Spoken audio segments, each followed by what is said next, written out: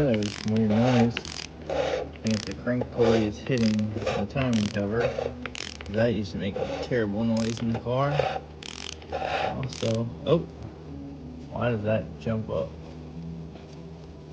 That's not right. See how it's all loose right in there? Tight. Now we know how to jump. Timing. Bent some valves. Let's see. Oh. Yeah, look at that shit. This side's tight. It's not good.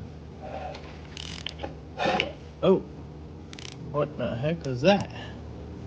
Crank pulled, nothing, or moved, nothing else moved. Nope. Oh yeah, she's... yeah.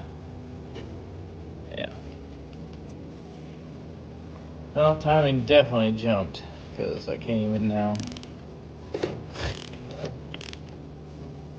Yeah, something's not right in there.